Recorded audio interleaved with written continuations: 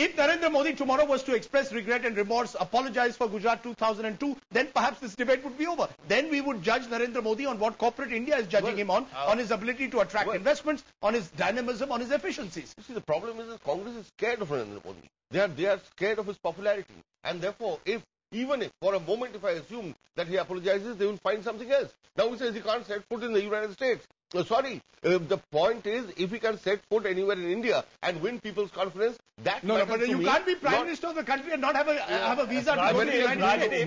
We know what Americans do. They will change the Chief Minister of Gujarat. You believe they will change their view if he was a BJP candidate for Prime Ministership? Americans have backed tin-pot dictators all over the world. So even they have the Chief Minister of Gujarat is in the company of Kurt Waldheim, who was acknowledged Nazi. He is in the company of Milosevic. And he's in the company of all those people, people like Noriega, because of their human rights records, who have not been allowed to set foot in various other countries. The political debate is a bit predictable, but I just want to move to the corporate debate for a moment. Suhail Seth, as a representative who's close to corporate India, you've seen the manner in which corporate India has endorsed Narendra Modi. You yourself wrote an effusive piece not too long ago about Narendra Modi's abilities to galvanize corporate India. Are you seeing, therefore, in a sense, the arrival of Narendra Modi, or is corporate India missing the wood for the trees? That being Prime Minister is about values, not valuations. Well, thank you for using my phrase, but let me address two quick questions. One, what Manish said. In India, you can't predict the Prime Minister. No one ever imagined that we'd have to suffer Deva Gowda, or for that matter, Inder Gujarat. I think the bigger point is, has Narendra Modi as a brand moved from the Godra needle to a transformational role? The answer is yes. Does he galvanize corporate India? The answer is yes. Because his administration is largely believed to be honorable, not corrupt, and very, very efficient. These are the realities of the man. I'm not for a moment condoning what happened in Godra or the eventual impact. I think judge a man in his completeness. So what is transformational? What is so transformational you believe in Narendra Modi?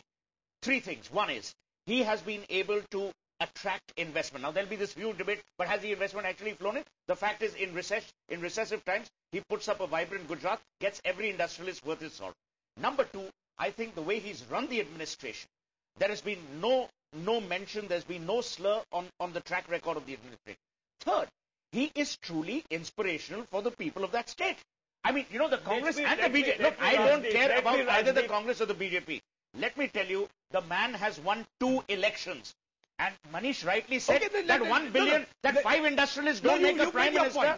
No, 1 minute. There's a bigger point. 5 industrialists don't make it a prime minister. But our prime minister currently, who's an honorable man, has not been elected either. Okay, let's come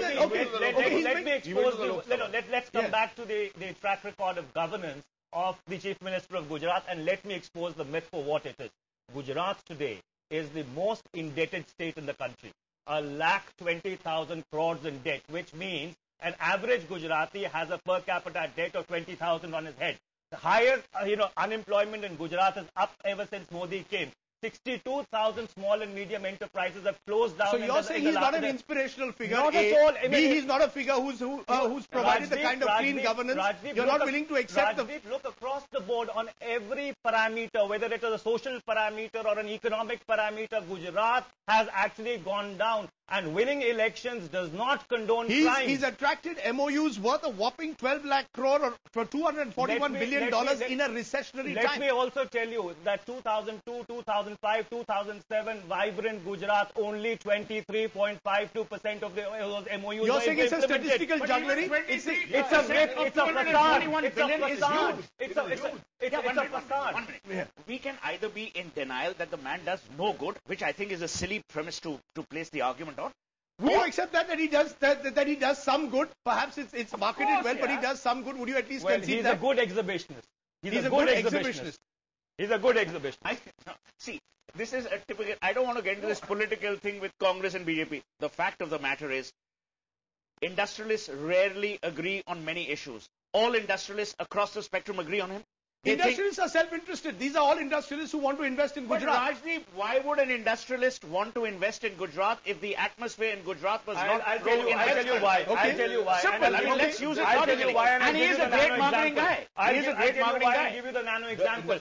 For every nano car which is manufactured, 60,000 rupees is being contributed in terms of concessions by the Gujarat Treasury. Sunil Mittal also, to be fair, said that, look, we run our companies, this guy runs a state. So he's a great CEO. What is a CEO supposed to be responsible for? He's responsible to stakeholders. What about his social vision? What about the CEO? He's a CEO of a state, like a CEO of a company. Then the corporate leaders of India, Sohail, then the corporate leaders of India should have looked at his track record of governance.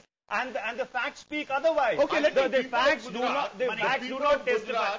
Have looked at the facts of They've elected him twice. Okay, let me just bring. Because of a communalized situation. Okay, I just want to bring in a voice.